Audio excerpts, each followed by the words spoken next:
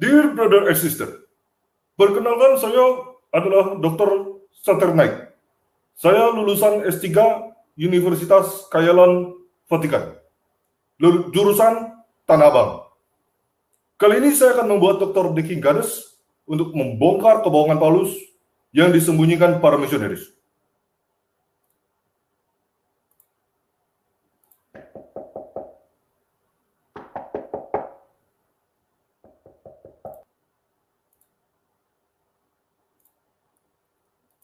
Assalamualaikum, Dr. Diki Gades.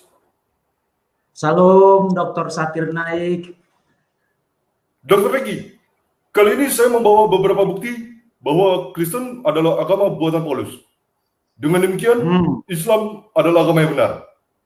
Yang pertama, Dr. Diki, di dalam 1 Korintus 9, di dalam 1 Korintus 4 ayat 9, 1 Korintus 7 ayat 24 sampai 26, 1 Korintus 7 ayat 40, 1 Korintus 2 Korintus 8 ayat 10, 2 Korintus 11 ayat 5, Paulus mengaku bahwa surat-surat yang dia tulis adalah pendapat dia. Dan di dalam 2 Korintus 11 ayat 17, Paulus menulis bahwa ini Pak Deki, ini tulisan Paulus Pak Deki.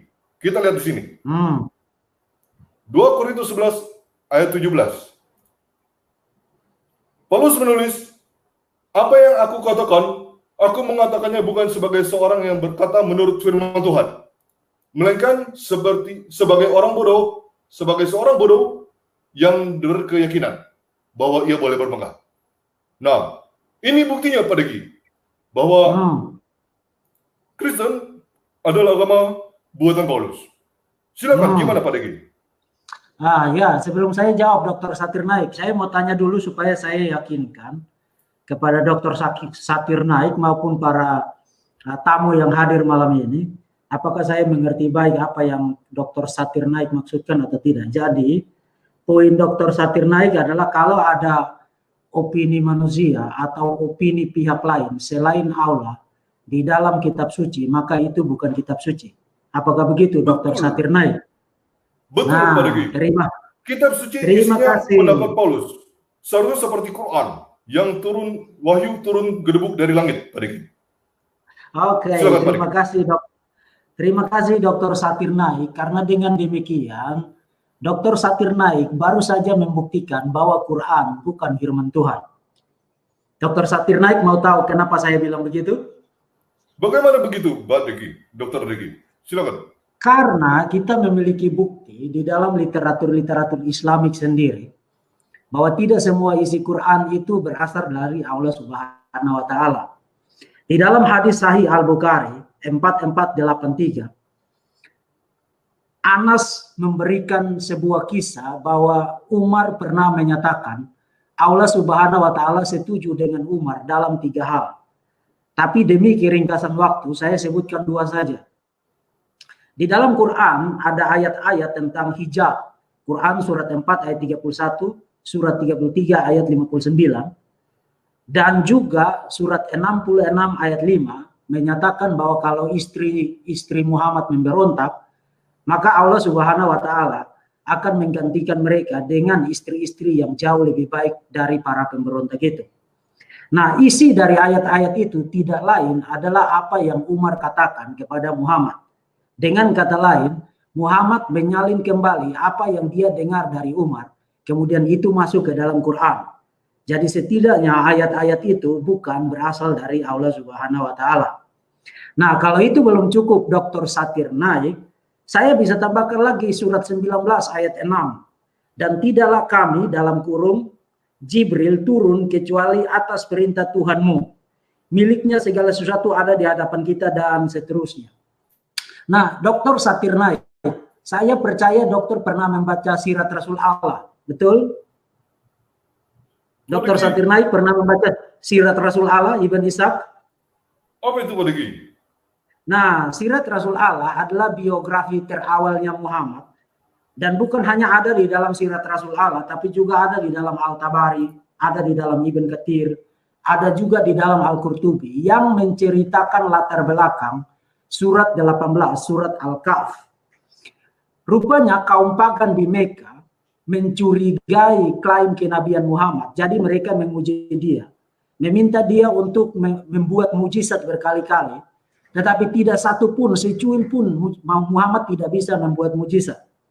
Lalu karena mereka kasihan lihat Muhammad, maka mereka mengajukan 3 pertanyaan kepada Muhammad. Pertanyaan yang gampang sebenarnya kepada Muhammad.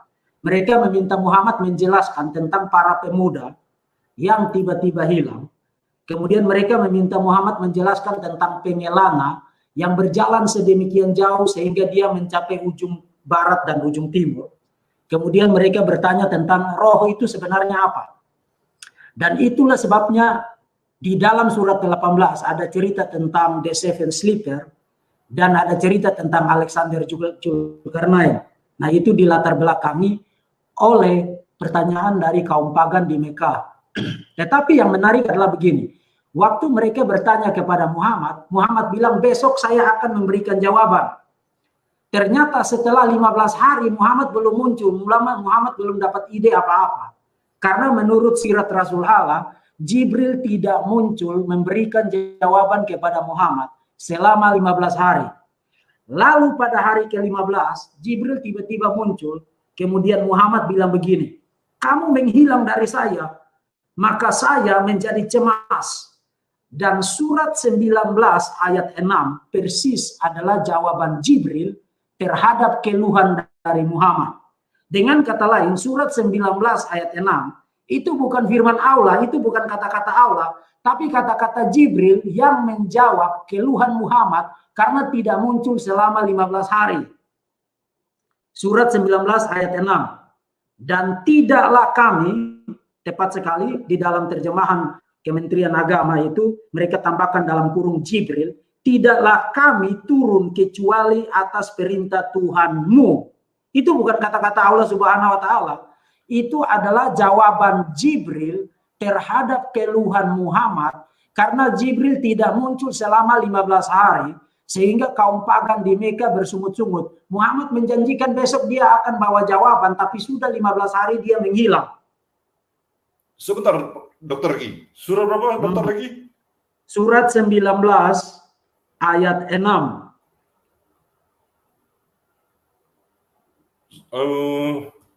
Sepertinya bukan ini Pak Degi, Dokter Degi. Yang mewarisi aku dan mewarisi keluarga Yakub dan jadikanlah dia ya Tuhanku seorang yang diridhoi. Ini surah 19 ayat 6. Sebentar ya, saya lihat dulu referensinya. Nanti kita kembali lagi ke situ Dr. Satir Naik karena saya mungkin mencatat referensi yang salah. Tapi yang jelas ayat itu ada di situ. Jadi jawaban Jibril di dalam ayat itu kemudian masuk ke dalam Quran. Dan tidaklah kami Jibril turun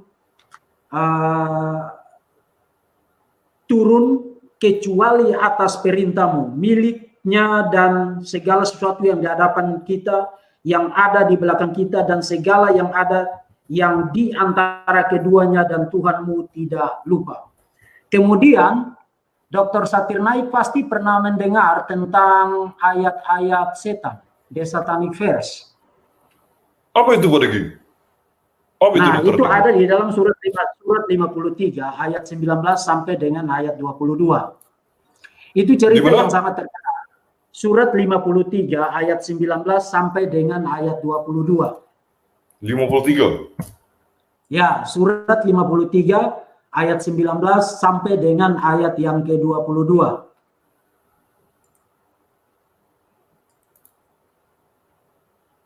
Tolong Dr. Satir Naik membacakan itu supaya kita sama-sama bisa menyimak isinya. Al-Quran surah 53 ayat 19 sampai 22. Maka apakah patut kamu dalam kurung orang-orang musyrik menganggap berhala Al-Lata dan Al-Uzza dan Manat? Yang ketiga yang dalam kurung yang kemudian sebagai anak perempuan Allah. Apakah pantas untuk kamu yang laki-laki dan untuknya yang perempuan? Yang demikian itu tentulah suatu pembagian yang tidak adil. Oke, Dr. Satir Naik, sebelum saya bahas tentang itu, tadi bukan 19 ayat 6 tapi 19 ayat 64. Apakah Dr. Satir Naik bisa tampilkan ayat itu?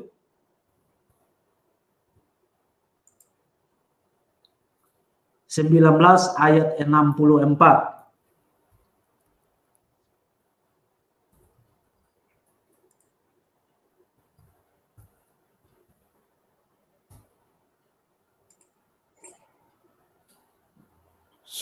Ayat 64. Dan tidaklah kami dalam kurung Jibril turun kecuali atas perintah Tuhanmu. Miliknya segala yang ada di hadapan kami, yang ada di belakang kami, dan segala yang ada di antara keduanya. Dan Tuhanmu tidak akan lupa. Nah, kalimat yang pertama, dan tidaklah kami turun kecuali atas perintah Tuhanmu, itu adalah jawaban Jibril. Jadi itu bukan kata-kata Allah Subhanahu wa Ta'ala yang dikirim dari surga, dari isi Quran yang kalian percaya ada dalam tablet di surga itu untuk disampaikan kepada Muhammad. Tapi itu adalah jawaban dari Jibril terhadap keluhan Muhammad, karena 15 hari Jibril tidak muncul membawa jawaban terhadap pertanyaan dari orang-orang kafir di Mekah. Jadi saya tidak berbohong kan, Dr. Satir Naik? Tapi Jibril itu kan Roh Kudus. Ya, tapi Anda percaya bahwa isi Quran itu semuanya berasal dari Allah Subhanahu wa Ta'ala. Bukan berasal dari Jibril. Jibril itu hanya semacam mailman, tukang pos, yang tugasnya mengantarkan pesan, mengantarkan wahyu dari Allah Subhanahu wa Ta'ala diturunkan kepada Muhammad. Betul, Dr. Satir Naik? Ini pasti salah, Dr. Deki. Ini ada tanda kurungnya, Dr. Deki. Ini siapa yang tulis ini? Siapa yang kasih ini dalam tanda kurung ini? Ini pasti salah ini. Nanti Dr. Satir Naik silakan telepon Kemenak RI yang membuat terjemahan itu. Itu bukan terjemahan saya, Dr. Satir Naik. Astagfirullah. Memang kami di sini, Dr. Satir Naik, kami itu sangat suka dengan tanda kurung. Yang tidak ada di dalam teks pun kami taruh di dalam tanda kurung. Maka kami terkenal dengan sebutan umat tanda kurung. Astagfirullah. Ini tidak boleh ini. Masa kita isi tambah dalam tanda dalam kurung seperti ini? Ya, mungkin Dr. Satir Naik perlu menelpon Allah Subhanahu wa Ta'ala supaya mendiskon 72 bidadari itu menjadi 50 saja. Astagfirullah.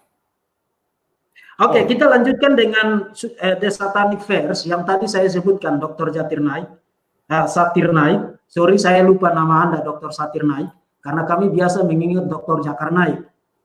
Nah, Dr. Satir Naik, Quran surat 53 ayat 19 sampai 22 menyebutkan mengenai 3 putri dari Aula, Al-Usa, Al-Manat, yang adalah para perantara yang bertugas mengantarkan atau membuat intersesi, membuat syafaat, mengantarkan doa atau harapan atau meminta ampun. Orang berdoa kepada Allah melalui para perantara itu. Dan anak-anak dari Allah itu berbentuk burung. Nah, Muhammad sangat ingin untuk menyatukan kaum pagan di sana.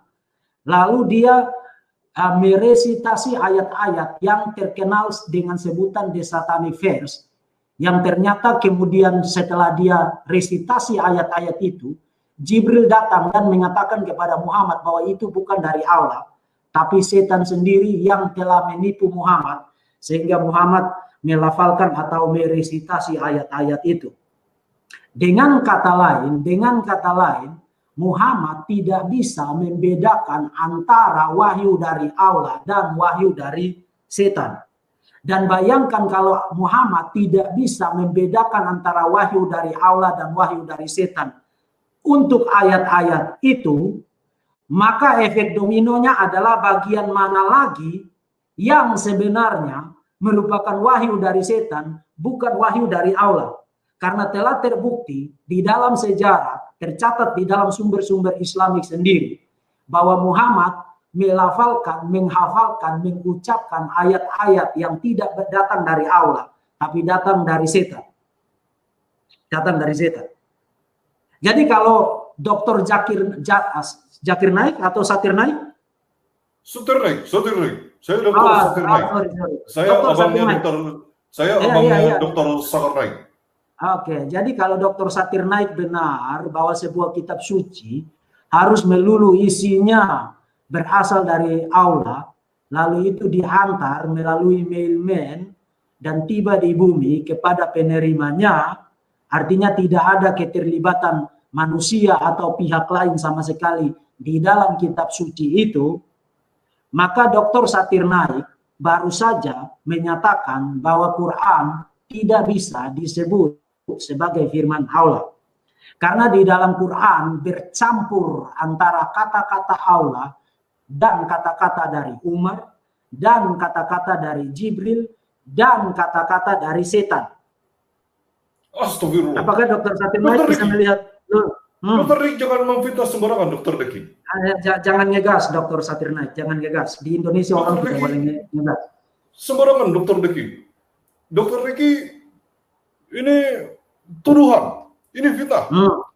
Muhammad adalah Nabi, Dr. Deki. Nabi pasti benar, Dr. Deki. Kalau Nabi Nabi pasti benar, Dr. Deki. Bagaimana itu bisa merupakan sebuah fitnah kalau yang tadi saya sampaikan itu persis berasal dari sumber-sumber Islami sendiri. Saya tidak menciptakan apa-apa pun di situ. Semua yang saya kutip itu dari Sahih Al-Bukhari, dari Sirat Rasul Allah, dari Al-Tabri, dari Al-Qurtubi, dari Ibn Kathir, dari Quran. Saya tidak menambahkan dan menciptakan apa-apa pun di situ. Saya hanya membaca, kemudian menyampaikan kesimpulan dan implikasi-implikasi yang jelas dari apa yang tercatat di dalam sumber-sumber Islami. Jadi minta maaf Dr. Zakir Naik, saya tidak memfitnah, saya hanya membaca dan menyampaikan implikasi dan kesimpulan dari isi sumber-sumber Islamik sendiri. Dr. Regi, masalahnya itu Dr. Deki yang membaca, bukan Ustadz kami. Kalau Ustadz kami tidak pernah baca itu pada kami, Dr. Deki. Jadi ini pasti akal-akalan Dr. Deki. Nah, saya tidak tahu kenapa Ustadzmu tidak pernah bacakan itu bagi Dr. Zakir Naik. Saya tidak tahu kenapa dia tidak bacakan itu. Apakah karena dia tidak tahu, tidak pernah mengambil waktu untuk membaca sumber-sumber itu, atau dia tahu tapi dia tidak ingin supaya Dr. Zakir Naik tahu. Dengan kata lain, kalau dia tidak pernah baca sumber-sumber itu, tapi mengaku sebagai pengkhotbah, mengaku sebagai syekh, mengaku sebagai ustadz, mengaku sebagai pengajar Islami, berarti dia perlu belajar lagi. Tapi kalau dia tahu, tapi dia tidak ingin Dr. Zakir Naik tahu, berarti dia bukan hanya penipu, tapi dia ingin supaya Dr. Zakir Naik tetap goblok.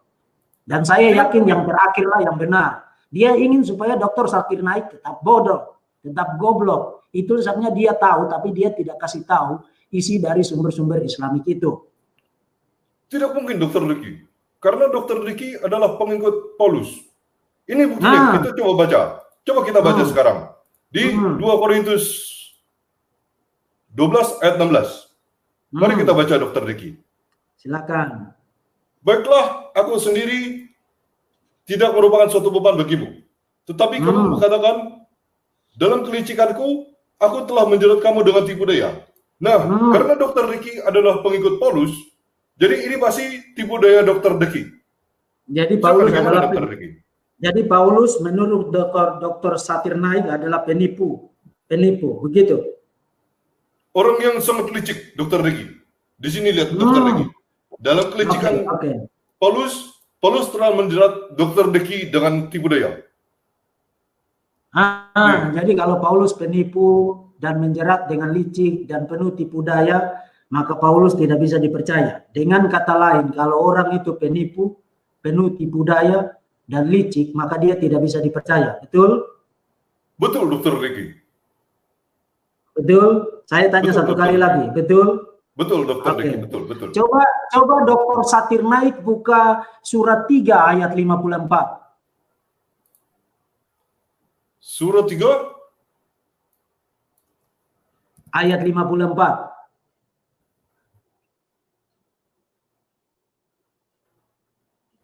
Dan mereka dalam kurung orang-orang kafir membuat tipu daya. Maka Allah pun membalas tipu daya. Dan Allah sebaik-baiknya pembalas tipu daya. Ini Dr. Deki. Dr. Zakir Naik. Nah, Mas saya bisa sebutkan banyak ayat lain, tapi supaya kita tidak panjang-panjang. Saya sebutkan saja referensinya. Surat 3 ayat 54, surat 7 ayat 99, surat 8 ayat 10, surat 10 ayat 21, surat 13 ayat 42 bicara hal yang sama. Allah Subhanahu wa taala mengaku sebagai the best of deceivers. Apa itu artinya Dr. Deki? Nah, the best of deceivers itu berarti penipu terulung. Jadi kira-kira begini, Dr. Zakir Naik. Dr. Zakir Naik pernah kenal enggak ada orang yang penipu yang paling Dr. Zakir Naik tidak suka di dalam dunia ini? Ada? Paulus. Bisa sebutkan satu nama? Paulus. Nah, Paulus. Kalau Paulus adalah penipu yang paling Dr. Zakir Naik tidak suka, maka menurut ayat-ayat Quranik tadi, Allah Subhanahu wa Ta'ala lebih lagi daripada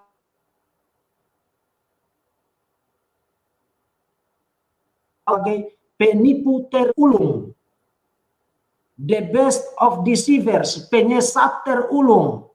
Nah, Dr. Zakir Naik, kalau Paulus tidak dipercaya, karena menurut Dr. Zakir Naik, Paulus itu penipu, penuh tipu daya dan licik, maka bukankah jauh lebih tidak bisa dipercaya Allah Subhanahu wa Ta'ala? Tapi bukan hanya itu. Cuma membalas Dr. Deki. Allah cuma membalas tipu daya, Dr. Deki. Nah, tapi di bagian selanjutnya dikatakan dan Allah adalah the best of deceiver. Dan Allah, dalam kalau ikuti terjemahan Kemenak RI, Allah sebaik-baiknya pembalas tipu daya. Dan coba di dalam ayat yang lain, surat 7 ayat 99.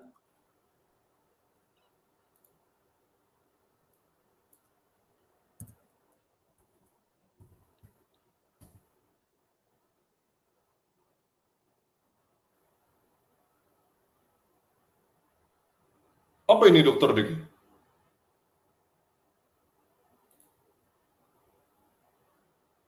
Surat 8 ayat 10.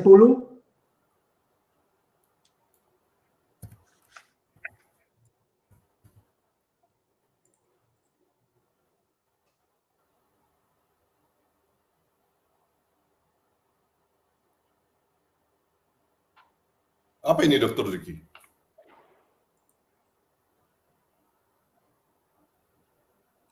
Sepuluh ayat 21, 13 ayat 42. 10 ayat 21.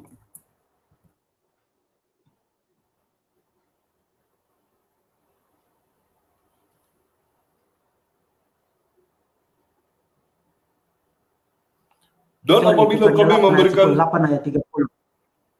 apabila kami memberikan suatu rahmat kepada manusia, setelah mereka ditimpa bencana, mereka segera melakukan segala tipu daya dalam kurung menentang ayat-ayat kami. Katakanlah, Allah lebih cepat pembalasannya dalam kurung atas tipu daya itu. Sesungguhnya malaikat-malaikat kami mencatat tipu dayamu. Ya, kemudian surat 13 ayat 42.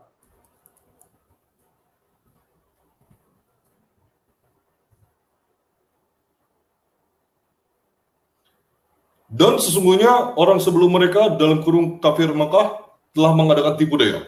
Tetapi semua tipu daya itu dalam kekuasaan Allah. Dia mengetahui apa yang diusahakan oleh setiap orang. Dan orang yang ingkar kepada Tuhan akan mengetahui untuk siapa tempat kesudahan. Dalam kurung yang baik. Apa ini maksudnya Dr. Deki? Ya, jadi di dalam ayat-ayat Quran itu. Jadi di dalam ayat-ayat Quran itu, Allah Subhanahu wa Ta'ala sebenarnya ingin mengatakan bahwa kamu boleh merancang tipu daya, kamu boleh merancang kelicikan. Tapi kamu harus tahu bahwa Allah itu lebih ulung dalam hal melakukan tipu daya. Nah, di dalam terjemahan bahasa Indonesia itu mereka membuat itu menjadi lembut dengan pembalas tipu daya.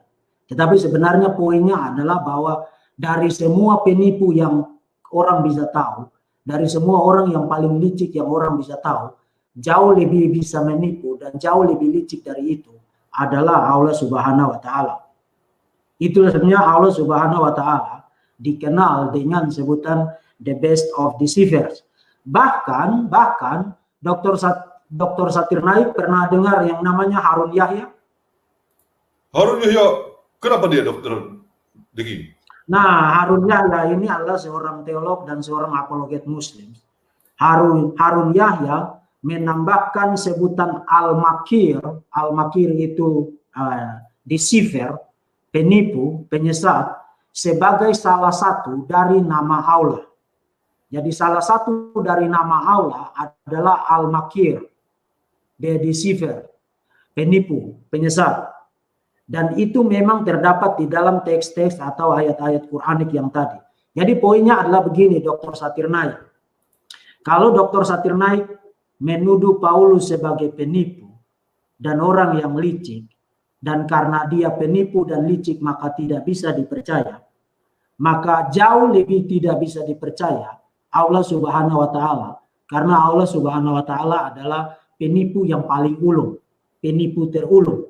Nah, bukan hanya sampai di situ loh Dr. Satir Naik, karena kalau Allah Subhanahu wa Ta'ala adalah penipu yang paling ulung dan Muhammad diutus sebagai nabi oleh Allah Subhanahu wa Ta'ala yang adalah penipu yang terulung, maka apakah Muhammad bisa dipercaya? Menurut logik Dr. Satir Naik, Muhammad seharusnya tidak bisa dipercaya karena Muhammad diutus oleh Allah yang adalah the best of deceivers. Dan juga bukan hanya itu, Quran diturunkan oleh Allah Subhanahu wa Ta'ala. Betul Dr. Satir Naik? Betul Dr. Riki. Quran diturunkan. Nah, kalau Quran diturunkan oleh Allah Subhanahu wa Ta'ala, lalu Allah Subhanahu wa Ta'ala adalah the best of deceivers, penyesat, penipu terbaik atau penipu terulung, maka Quran adalah wahyu dari penipu terulung.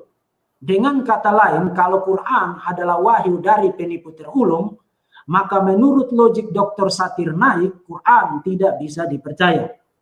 Lalu bukan hanya itu Dr. Satir Naik. Dr. Satir Naik ini beragama Islam?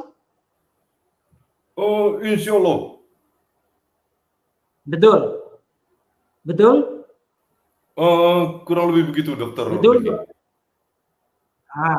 Kalau sebagai seorang Muslim, karena Dr. Satir Naik beragama Islam, maka Dr. Satir Naik adalah seorang Muslim.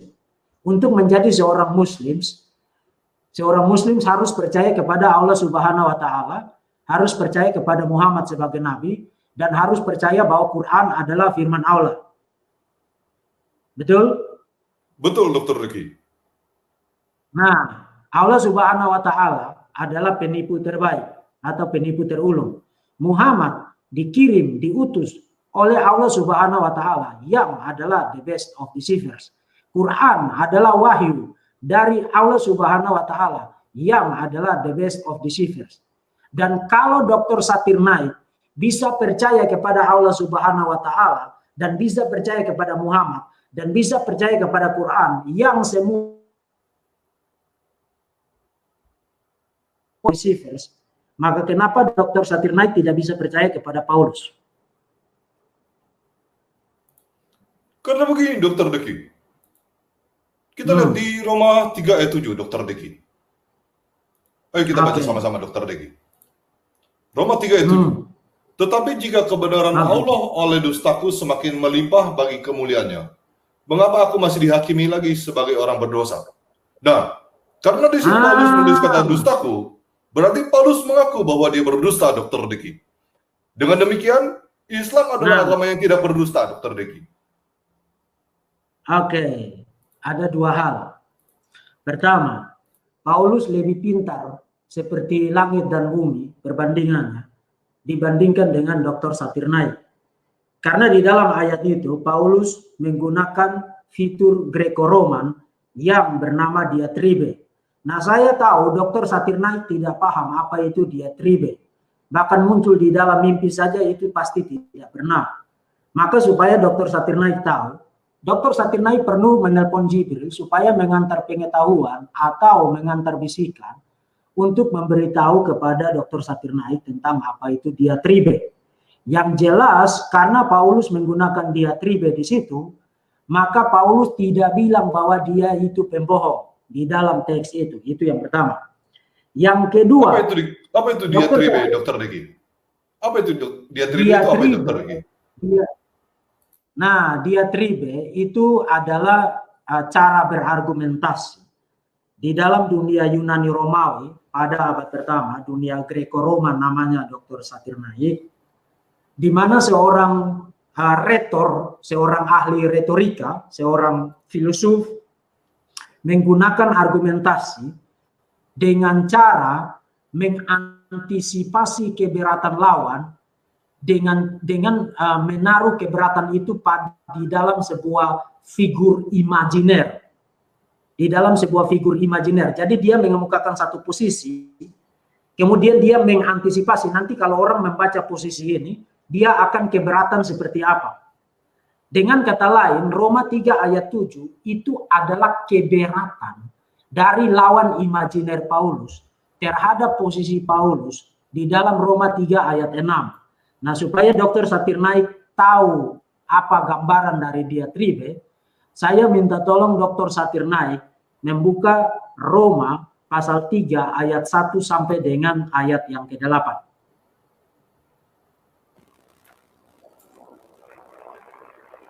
Ya, sudah Dr. Regi. Oke. Bisa baca ayat yang pertama?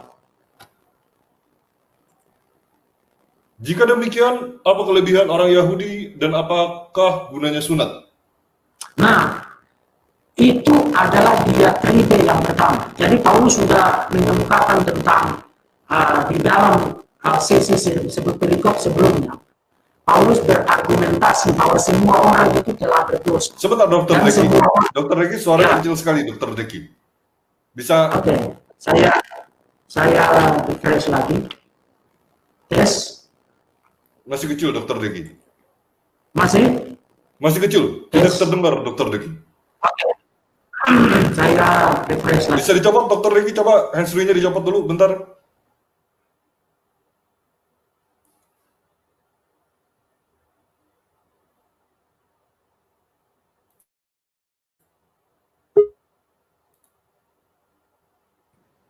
Tes. Apakah suara saya sudah kedengaran? Masih kecil, Dr. Deki. Masih kecil ya, saya copot lagi. Oke. Tes. Tapi saya dengar jelas Dr. Satirnaik. Masih kecil? Ya, saya terdengar sangat kecil sekali suara Dr. Deki. Sebentar, Dr. Deki. Tapi suara Dr. Satirnaik kedengaran jelas di saya. Oke, sudah selesai. Ya, sudah bagus. Oke, sudah bagus. Nah, ayat 1 itu adalah diatribe yang pertama. Diatribe itu adalah keberatan dari lawan imajiner terhadap posisi Paulus di bagian sebelumnya. Jadi argumen Paulus adalah semua orang itu sama di hadapan Tuhan. Mereka harus bertanggung jawab kepada Tuhan karena semua orang telah berdosa. Maka keberatan dari lawan imajiner itu adalah kalau begitu, apa kelebihan orang Yahudi? Nah, kenapa pertanyaan ini penting? Penting karena di dalam sejarah keselamatan, ingat orang-orang Yahudi adalah orang-orang pilihan. Jadi kalau Paulus berargumentasi bahwa semua orang itu sama dan harus bertanggung jawab atas dosa mereka kepada Tuhan, maka keberatannya adalah kalau begitu apa kelebihan orang-orang Yahudi. Lalu Paulus menjawab keberatan itu di ayat yang kedua. Banyak sekali dan di dalam segala hal pertama-tama sebab kepada mereka lah dipercayakan firman Allah. Itu adalah posisi Paulus. Lalu diatribe yang kedua muncul di ayat yang ketiga. Jadi bagaimana jika di antara mereka ada yang tidak setia? Dapatkah ketidaksetiaan itu membatalkan kesetiaan Allah? Jawaban Paulus ada di ayat keempat. Sekali-kali tidak, sebaliknya Allah adalah benar dan semua manusia adalah pembohong. Seperti ada tertulis, supaya engkau ternyata benar dalam segala firman-Mu dan menang jika engkau dihakimi. Lalu di ayat yang kelima, itu diatribe yang ketiga. Tetapi jika ketidakbenaran kita menunjukkan kebenaran Allah, maka pertanyaannya adalah, apa yang akan kita katakan? Tidak adilkah Allah? Aku berkata sebagai manusia, jika ia menampakkan murkanya. Lalu jawaban Paulus di ayat ke-6 terhadap keberatan di ayat yang kelima. Sekali-kali tidak. Andaikan demikian, bagaimanakah Allah dapat menghakimi dunia? Lalu diatribe yang keempat di ayat yang ke-7. Tetapi jika kebenaran Allah oleh dustaku semakin melimpah sebagai kemuliaannya, kenapa aku masih dihakimi lagi sebagai orang berdosa? Lalu Paulus menjawab di ayat yang ke-8. Bukankah tidak benar fitnahan orang yang mengatakan bahwa kita berkata marilah kita berbuat jahat supaya yang baik timbul daripadanya, orang yang semacam itu sudah selayaknya mendapat hukuman. Jadi ayat pertama, ayat ketiga, ayat kelima, ayat ketujuh itu bukan posisi Paulus, tapi keberatan dari lawan imajiner terhadap posisi Paulus. Jadi itu adalah semacam dialog imajiner, argumen dengan lawan imajiner terhadap poin Paulus bahwa semua orang itu bertanggung jawab atas dosa mereka dan patut dihukum. Itu yang disebut dengan diatribe Dr. Satirnaik. Jadi maksudnya Dr. Deki ini adalah tanya jawab begitu, betul Dr. Deki? Yes, bukan hanya tanya jawab, tapi argumen dengan lawan imajiner yang dikemukakan dalam bentuk pertanyaan dan dalam bentuk jawaban, atau dalam bentuk keberatan dan dalam bentuk jawaban terhadap keberatan. Itu yang namanya argumen diatribe atau retorika diatribe. Itu sangat terkenal di dalam dunia Yunani Romawi. Para filsuf, para ahli retorika menggunakan cara argumen semacam ini. Jadi itu membuktikan bahwa Paulus adalah seorang scholar, seorang sarjana yang sangat baik mengenal ilmu argumentasi terbaik pada zamannya. Dan dia menggunakan fitur cara berargumentasi ini di dalam surat Roma, termasuk juga di dalam surat Galatia. Tapi kita tidak ada waktu untuk melihat itu semua satu persatu. Nah, itu poin saya yang pertama.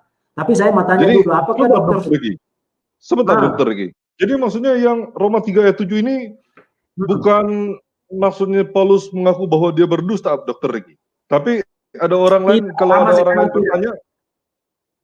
ada orang lain bertanya, begitu ya? Paulus menggunakan kata ganti orang pertama untuk membuat diskusi imajiner itu menjadi hidup dan dinamik. Tetapi semua orang yang mengerti tentang diatribe langsung tahu bahwa ayat 1, ayat 3, ayat 5, ayat 7 itu adalah keberatan dari lawan imajiner Paulus terhadap posisi Paulus. Jadi ayat 2, ayat 4, ayat 6, ayat 8 adalah jawaban dari Paulus yang mewakili posisi Paulus. Jadi kalau kutip dari ayat 1, kutip dari ayat 3, kutip dari ayat 5, kutip dari ayat 7 untuk bilang bahwa Paulus berpandangan demikian, itu berarti orang yang ngutip begitu tidak paham tentang apa yang disebut dengan diatribe dan membuktikan bahwa dia tidak mengerti apa-apa tentang Alkitab dan tentang Paulus dan tentang dunia Yunani Romawi pada abad pertama.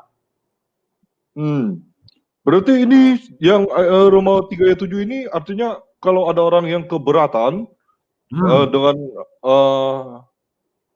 yang mempunyai argumen bahwa karena dusta semakin melimpah kemuliaannya, tidak dihukum lagi begitu. Jadi boleh berdusta gitu ya? Bukan. Justru Paulus melawan pandangan semacam itu. Pandangan semacam itu. Jadi Paulus melawan itu di dalam ayat yang ke-8. Paulus bilang tidak begitu karena bukankah tidak benar orang yang mengatakan bahwa kita berkata, marilah kita berbuat jahat supaya yang baik timbul daripadanya. Dengan kata lain Paulus bilang itu tidak benar. Posisi itu tidak benar. Itu sebenarnya Paulus bilang orang semacam itu justru membuktikan dirinya layak dihukum. Dengan kata lain kalau orang bilang begini, oh saya boleh berbohong supaya melimpah kemuliaan, melimpah bagi kemuliaannya, Paulus bilang kamu baru saja membuktikan kamu layak dihukum. Kalau orang bilang oke, mari kita berbuat jahat supaya yang baik timbul dari yang jahat, Paulus bilang kamu layak dihukum. Itu maksudnya.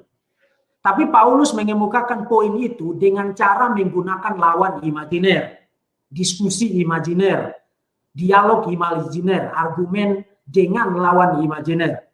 Nah, itu yang disebut dengan diatribe. Nah, Dr. Satirnaik, supaya kita tidak berlama-lama di Roma 3 ayat 7, saya sudah bikin satu video yang bagus untuk rekan Dr. Satirnaik bernama Ustadz Insan Mokoginta di channel saya di Verbum Veritatis. Jadi Dr. Satirnaik silakan tonton video saya yang berjudul Apakah Paulus Pembohong? Kemudian saya masih ada satu poin, Dr. Zakir Naik. Saya masih ada satu poin. Dr. Zakir Naik setuju tidak bahwa Paulus hidup lebih awal, lebih dahulu dari Muhammad? Sejaman pada itu. Itu tidak benar, Dr. Zakir Naik. Karena Paulus hidup pada abad pertama, Muhammad hidup pada abad ke-7, abad ke-6. Nah, itu video yang paling atas, Dr. Zakir Naik. Yang ada ya, Paul ya, itu dia. Kita lihat ini sekarang Pak Degi. Ya, itu cukup panjang, jadi nanti Dr. Zakir Naik tonton aja belakangan video itu.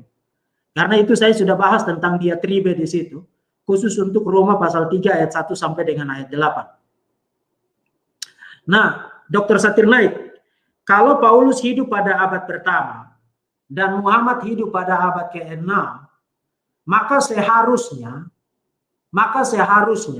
Muhammad tahu tentang Paulus itu siapa.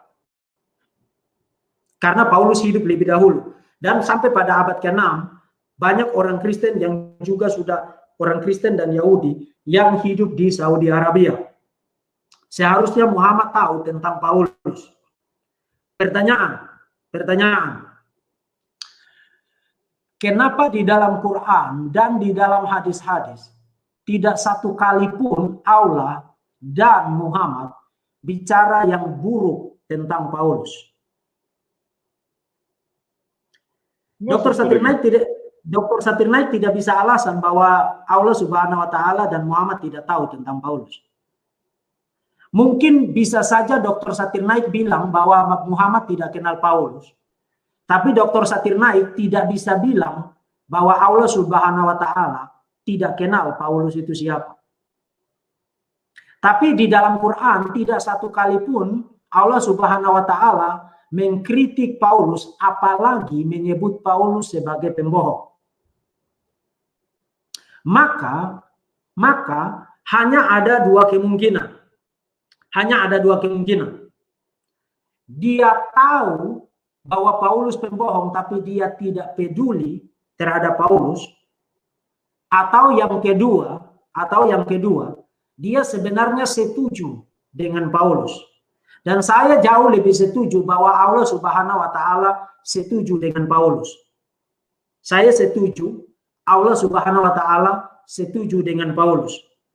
Nah, dari dua kemungkinan itu, faktanya adalah Allah Subhanahu wa Ta'ala dan Muhammad tidak pernah satu kali pun, secuil pun mengkritik Paulus menggunakan kata-kata negatif mengenai Paulus. Padahal mengikuti logik Dr. Zakir Naik, seharusnya Allah Subhanahu wa Ta'ala dan Muhammad memberi perhatian besar terhadap Paulus, karena ingat Paulus adalah penipu terbesar yang menyesatkan banyak sekali orang. Bahkan sekarang pengikutnya itu adalah penganut agama terbesar di dalam dunia ini. Lebih banyak pengikut Paulus tanda kutip dibandingkan dengan pengikut Allah Subhanahu wa Ta'ala. Bahkan para pengikut Allah Subhanahu wa Ta'ala makin lama makin merosot. Itu Ustadz Bilal Philip di Kanada mengaku bahwa terjadi tsunami murtad. Dengan kata lain, makin lama itu makin merosot. Kemudian Mimi Hijab, Muhammad Hijab, dan rekannya yang satu lagi, saya lupa namanya. Tapi mereka bilang dari mulut mereka sendiri bahwa riset terbaru mengenai pertumbuhan Muslim di Amerika itu 22% hingga 23% meninggalkan Islam. Jadi makin lama pengikut Allah Subhanahu wa Ta'ala makin merosot. Terjadi tsunami murtad di mana-mana. Nah, poinnya adalah kalau Paulus adalah penipu terbesar yang menyesatkan mayoritas orang di planet bumi ini untuk menjadi pengikut dari Paulus menurut logik Dr. Zakir Naik, bukankah akan sangat menolong Dr. Zakir Naik kalau Allah Subhanahu wa Ta'ala menyempatkan waktunya untuk berbicara satu kalimat saja mengenai Paulus? Sayangnya itu tidak pernah ada di dalam Quran. Dengan kata lain, kalau hari ini Dr. Zakir Naik sibuk menuduh-nuduh Paulus sebagai pembohong, sibuk menyerang Paulus, sibuk menyatakan bahwa kekristenan adalah agama Paulus, itu hanya menunjukkan bahwa Dr. Zakir Naik perlu dinobatkan untuk menggantikan Allah Subhanahu wa Ta'ala, karena terbukti Dr. Zakir Naik jauh lebih pintar dan jauh lebih tahu tentang Paulus dan jauh lebih peduli tentang penyesatan Paulus ketimbang Allah Subhanahu wa Ta'ala. Dan karena Allah Subhanahu wa Ta'ala telah terbukti kurang pintar dan kurang peduli, kurang tahu,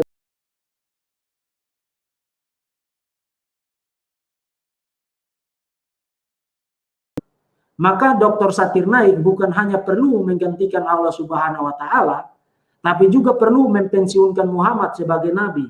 Karena baik Allah Subhanahu wa Ta'ala di dalam Quran maupun di dalam hadis-hadis yang kalian percaya kata-kata nabi kalian itu dia bicara by inspiration, berdasarkan inspirasi, Muhammad pun tidak peduli dan bahkan tidak tahu apa-apa tentang Paulus. Dia tidak pernah mengatakan apapun yang negatif mengenai Paulus. Tidak pernah dikatakan bahwa kekristenan adalah agama hasil penipuan dan hasil kebohongan dari Paulus.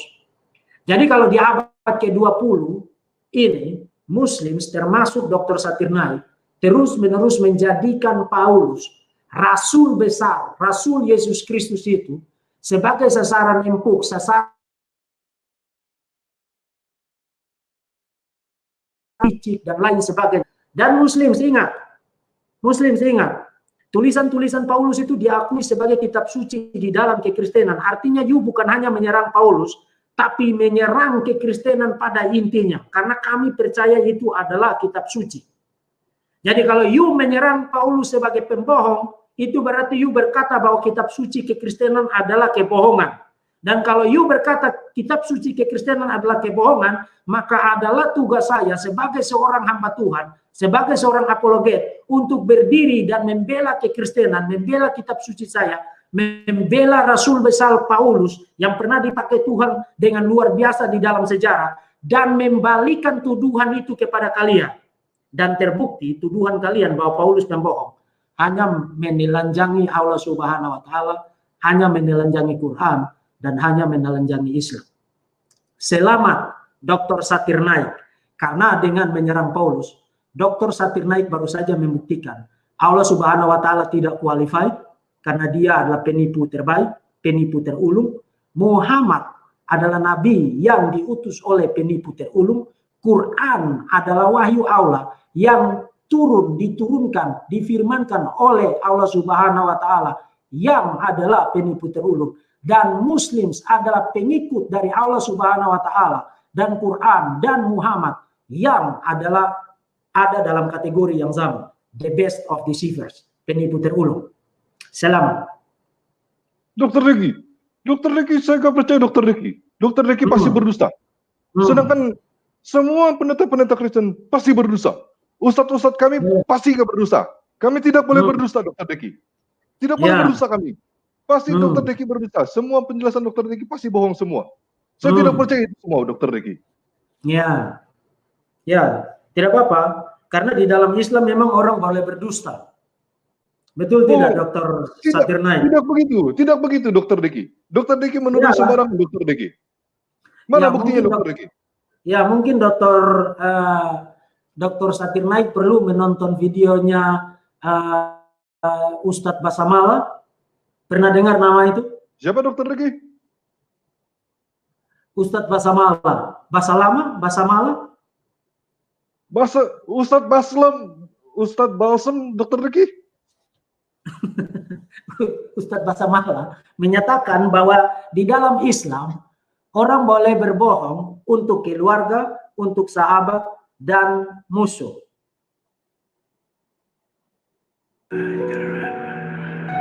Bukan 2, 3 dibolehkan dusta dalam Islam. Dalam peperangan, kalau musuh tangkap, antum ditawan lalu ditanya, berapa jumlah pasukan Islam? 1 juta.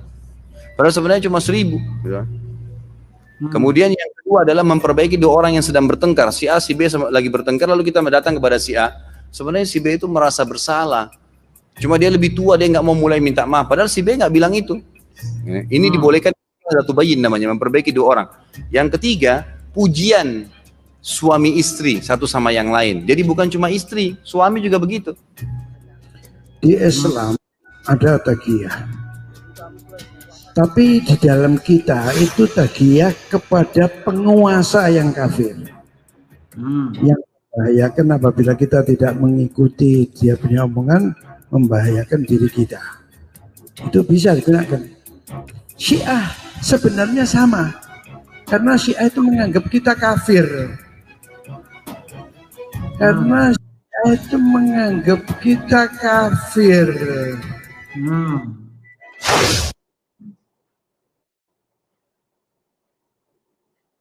Nah, Dr. Zakir Naik sudah dengar? Dokter Riki. Dokter Riki. Saya ada urusan mendadak, Dokter Riki. Harus pergi dulu, Dokter Riki. Nanti kita lanjut lagi ya, Dokter Riki ya. Bagiku istriku, bagimu istrimu, Dokter Riki. Salah. Bagiku agamaku, bagimu agamaku. Saya juga. Udahlah, saya pergi dulu ya, Dokter Riki ya. Ya, nanti silakan. Balik lagi kalau sudah dapat wahyu dari Jibril.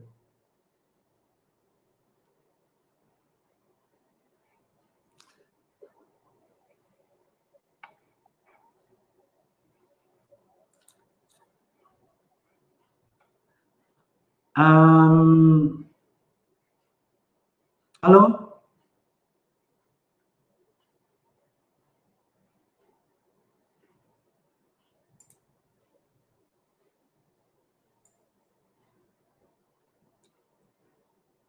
Ya, halo Pak Deki.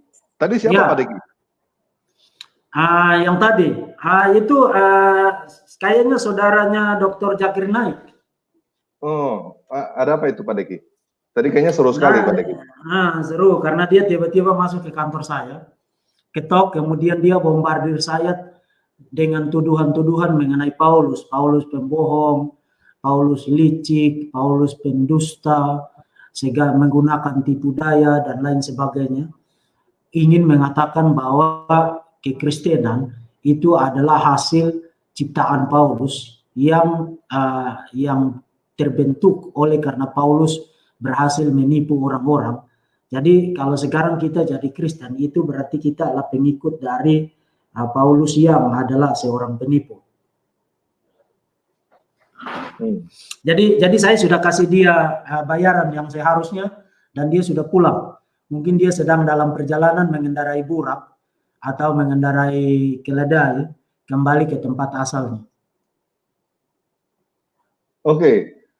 Jadi kita gimana Pak Deki?